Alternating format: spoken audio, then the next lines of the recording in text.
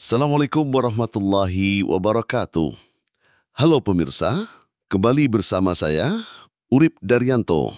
Di segmen ulas berita kali ini, saya akan bahas tentang pesan dari seorang pemerhati perminyakan di Blora bahwa di pengelolaan sumur tua di Blora yang jangan hanya tergiur jadi miliarder, namun abai dalam keselamatan. Publik, khususnya Blora, tentu masih sangat lekat diingatan dengan peristiwa terbakarnya sumur di Dukuh Gendono, Desa Gandu, Kecamatan Bogorjo, yang meledak dan terbakar, hingga menimbulkan korban jiwa 4 orang. Meski ini bukan sumur tua, melainkan konon pembogoran baru, tapi sejatinya untuk mereaktivasi sumur minyak tua, resiko keselamatannya cukup besar, sehingga faktor health, safety, security, and environment atau kesehatan, keselamatan, keamanan, dan lingkungan wajib dilakukan jika tidak ingin terjadi kecelakaan yang menimbulkan korban jiwa dan kerusakan lingkungan. Karena sejatinya yang namanya industri migas itu mempunyai karakteristik yang khusus, yakni high risk, high capital, dan high technology. Resiko tinggi, modal tinggi, dan teknologi tinggi. Ada angin segar memang di pengelolaan sumur tua di Blora, menyusul terbitnya Peraturan Menteri Energi dan Sumber Daya Mineral (ESDM) nomor 14 tahun 2025. Tentunya dengan adanya Permen ESDM itu, diharapkan selain kelak jika sudah ditata, akan meningkatkan perekonomian masyarakat. Juga akan meningkatkan PAD Blora. Dalam hal ini, Pemkab Blora telah mengajukan 4.134 titik sumur di 37 desa yang tersebar di 14 kecamatan ke pemerintah melalui Pemprov Jawa Tengah. Seorang pengamat, pelaku yang mantan Direktur BUMD Blora Patra Energi, Christian Prasetya menandaskan, terlepas dari jumlah sumur tua yang izin pengelolaannya sedang diajukan itu, yang terpenting faktor kesehatan, keselamatan, keamanan, dan lingkungan menjadi prioritas. Dikemukakan, percuma jika berburu miliarder, misal berhasil tetapi ada korban baik jiwa maupun lingkungan. Diketahui, baru-baru ini Pemkab Blora, seperti yang disampaikan Kepala Bagian Perekonomian dan Sumber Daya Alam Sedda Blora, Puji Arianto, setelah verifikasi awal titik-titik sumur yang akan diajukan izin ke Gubernur Jawa Tengah, total terdapat 4.134 titik sumur di 37 desa yang tersebar di 14 kecamatan. Ribuan sumur itu yang masuk rekomendasi pengajuan untuk dapat dikelola oleh 3 unsur, yakni BUMD, Koperasi, dan UMKM. Setelah diajukan, nantinya akan dibentuk tim gabungan dari Kementerian ESDM, SKK Migas, Pertamina, Kementerian Lingkungan Hidup, pemerintah provinsi, pemerintah kabupaten, dan aparat penegak hukum untuk verifikasi lapangan. Hasilnya akan dituangkan dalam berita acara sebagai dasar pemberian izin pengelolaan. Diskemakan, Pemkab akan membuka pengelolaan sumur masyarakat melalui 3 unsur pengelola, yakni Blora Patra Energi, BUMD, Koperasi Blora Migas Energi, Koperasi, dan CV Mataram Connection, UMKM. Menurut Christian, jika ingin aman, tirulah pengelolaan sumur tua di Ledok dan Semanggi. Dikatakan, pengelolaan sumur tua di 2 tempat itu bagus. Dari segi kesehatan, keselamatan, keamanan, dan lingkungan sudah teruji.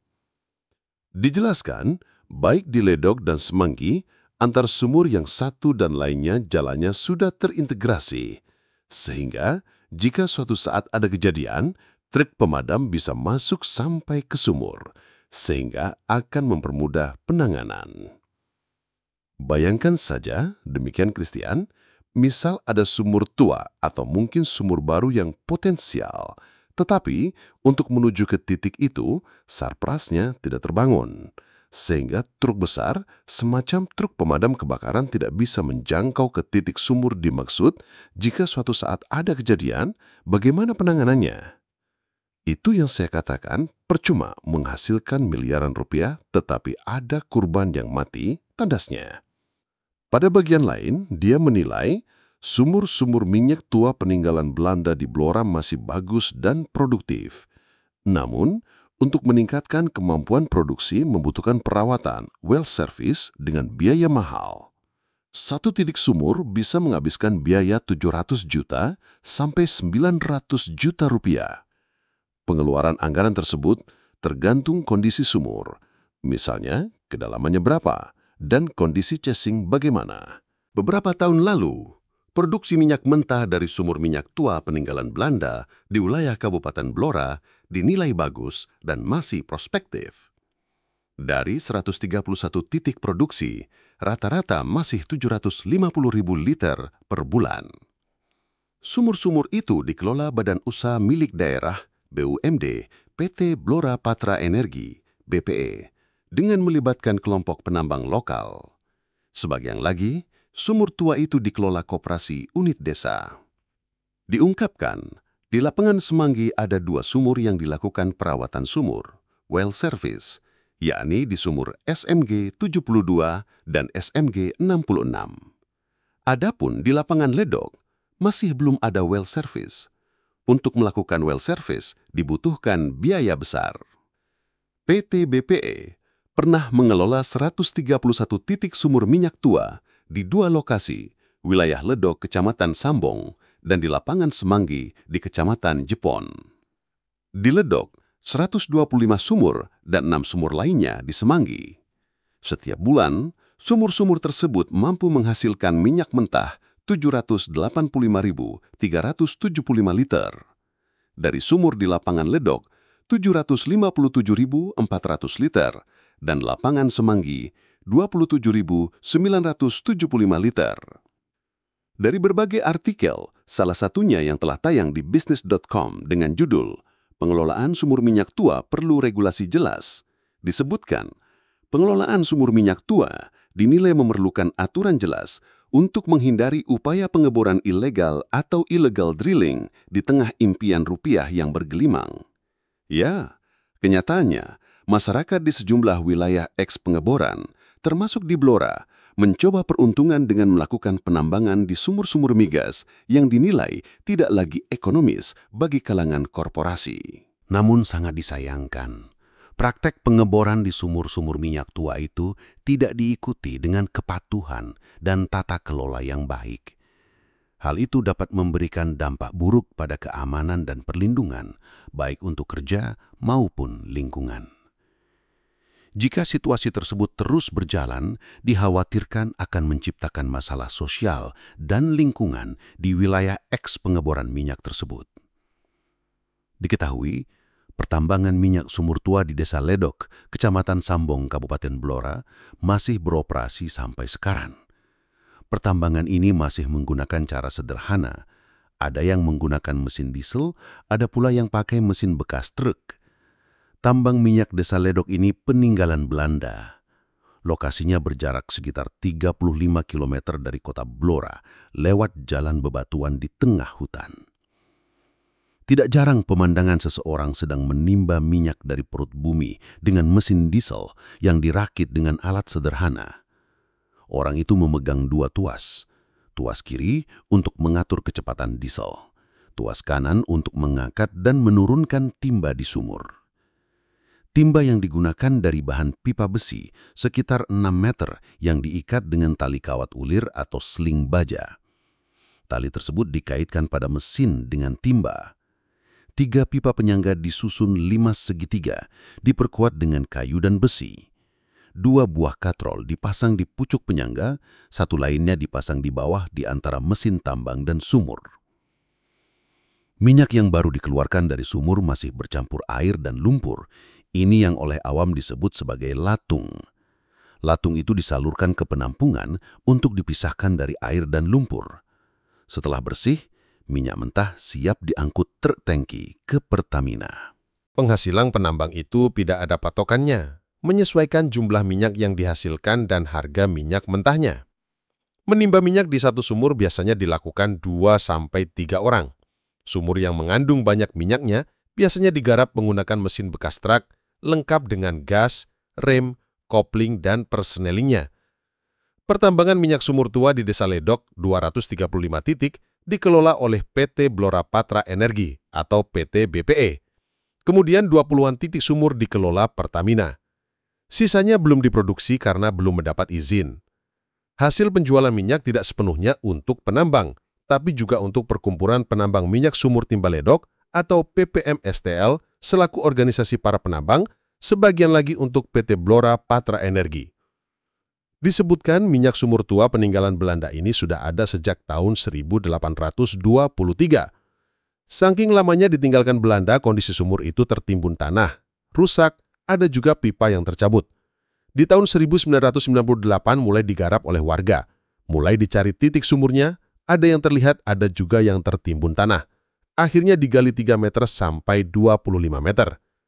Ternyata, untuk menggarap tidak bisa langsung mulus. Baru awal tahun 2000-an, minyak dari perut bumi dapat diproduksi. Mengaktifkan satu sumur membutuhkan pasokan dana besar. Untuk bisa mencukupi dana itu, sebagian warga dengan cara iuran. Sumur tua di Ledok merupakan kawasan existing, dikelola oleh Pertamina dan warga yang tergabung dalam PPM-STL melalui BPE, sehingga hasil produksi dibagi untuk penambang dan pengelola. Setiap sumur memiliki karakteristik tersendiri, baik kedalaman maupun produksinya. Bisa jadi, waktu itu Belanda membuat perbedaan kedalaman antar titik sumur. Meski dekat, kedalamannya tidak sama, sesuai lapisan sumber. Sumur tua Ledok dari awalnya mampu memperoleh minyak mentah 1 drum atau 1 ton per hari, tetapi dalam perkembangannya terus meningkat dan bisa mencapai 35 ton per harinya. Rata-rata 1 bulan menghasilkan 1.100 ton. Untuk harga minyak fluktuatif, menyesuaikan harga minyak dunia. Sekali lagi, dengan terbitnya Peraturan Menteri Energi dan Sumber Daya Mineral ESDM nomor 14 tahun 2025, bakal ada angin segar. Diperkirakan akan ada peningkatan ekonomi warga di sekitar sumur minyak tua di Blora memang iya. Penyerapan tenaga kerja tak terbantahkan, peningkatan pendapatan asli daerah juga iya. Pertanyaannya, hal itu tidak mudah. Dan kembali ke pembahasan awal bahwa kesehatan, keselamatan, keamanan dan lingkungan tetap harus menjadi prioritas. Keberadaan sumur minyak tua yang sudah direaktivasi berada di wilayah Semanggi, Kecamatan Jepon. Salah satu pelaku dan yang akhir-akhir ini terlibat langsung di pengelola sumur minyak tua di wilayah Semanggi, Kusnanto, menyatakan bahwa untuk mengelola atau menambang sumur minyak tua ternyata banyak kendalanya. Kalau melihat skema pengelolaannya, ruwet tandasnya. Dikemukakan untuk mengelola atau menambang minyak di sumur tua, dipastikan sulit di masalah biaya untuk peralatan, seperti pembelian rig, genset, seling, pipa, ada timba, dan sejumlah peralatan lainnya. Belum lagi, demikian Kusnanto, di samping pembelian alat-alat itu ada pengeluaran biaya lain, seperti untuk bayar tenaga yang menemukan sumur, ada persentase buat yang ngaku nemukan sumur, belum yang lain-lain lah. Ruwet, tandas Kusnanto. Ditanya untuk potensi sumur minyak tua di Semanggi, dijelaskan, total diperkirakan ada 72 sumur dan yang aktif 12. Sejumlah sumur lainnya sudah direaktivasi namun gagal dan diperkirakan masih ada 10 yang belum tersentuh. Disampaikan pula, di wilayah Semanggi ternyata ada istilah sumur idol, yakni sumur yang sudah tidak dikelola Pertamina dengan alasan dimungkinkan jika dikelola dengan peralatan modern tidak cocok. Tanpa menjelaskan berapa jumlah sumur idol ini, disebutkan sumur-sumur idol itu kini dikelola oleh sebuah lembaga. Dikatakan, untuk hasilnya tentu akan lebih menjanjikan dibanding sumur-sumur tua yang ditemukan oleh warga dan kemudian diupayakan penambangannya. Dari pantauan, di wilayah Semanggi ini ternyata juga masih beroperasi sejumlah sumur angguk seperti yang ada di Nglobokno.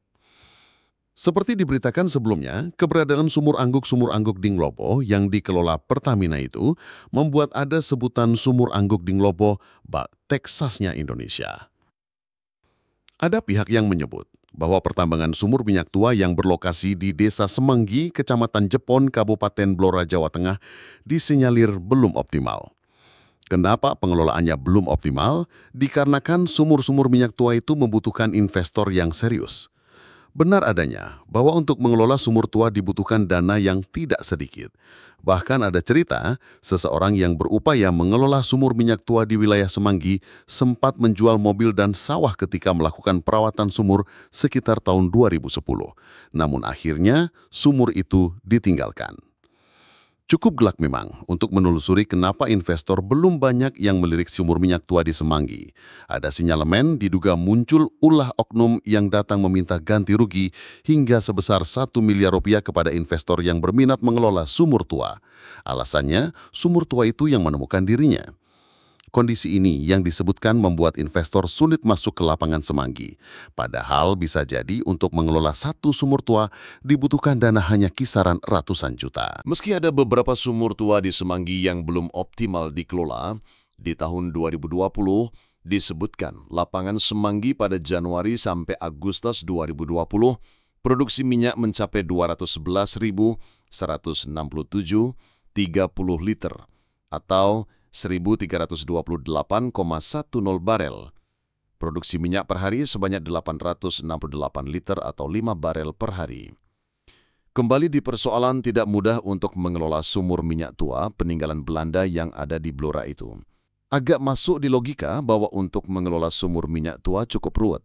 Meski faktanya, ada yang menyampaikan bahwa sejumlah sumur minyak tua merupakan salah satu potensi Kabupaten Blora yang banyak dilirik para investor.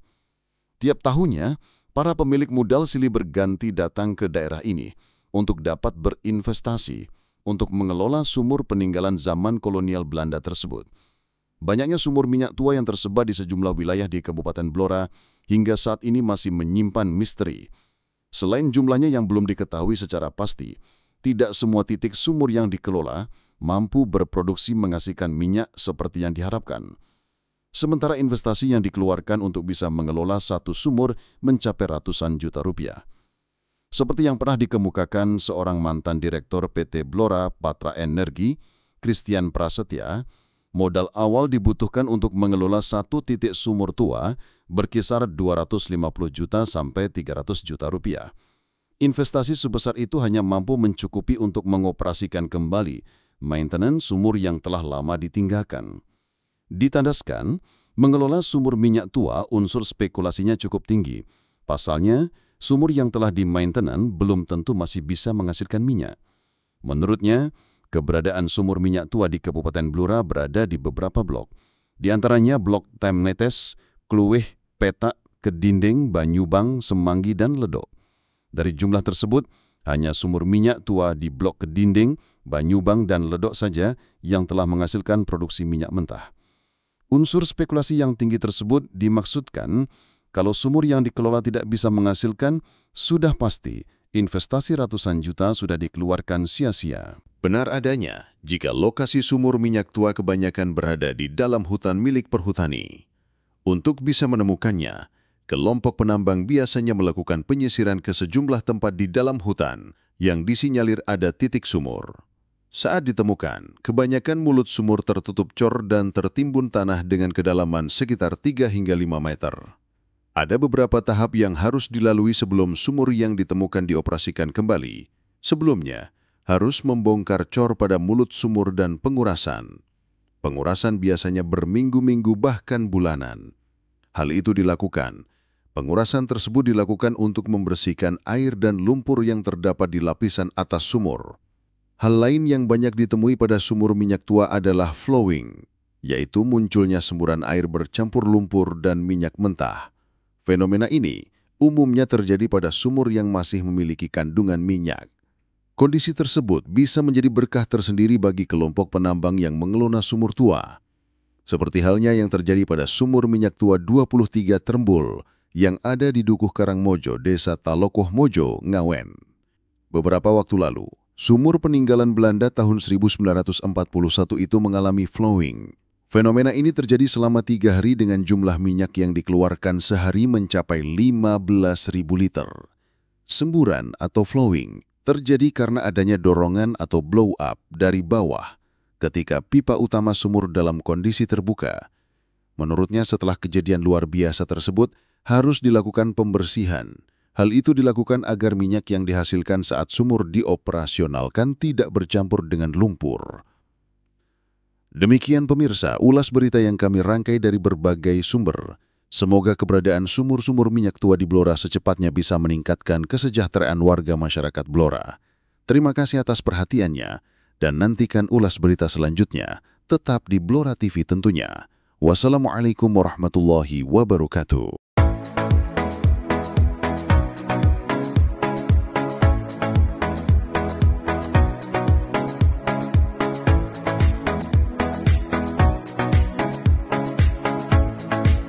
Bismillahirrahmanirrahim. Terima kasih Basnas Kabupaten Blora, tuan-tuan gerobaknya. Terima kasih Bapak Bupati Blora, Pak Arif Rahman. Dan terima kasih para pegawai negeri yang telah berjagat di Basnas Blora. Jagat Anda telah membantu saya memperbaiki kehidupan saya dan keluarga saya. Semoga para mujaki diberi kesehatan dan lancar rezekinya. Amin.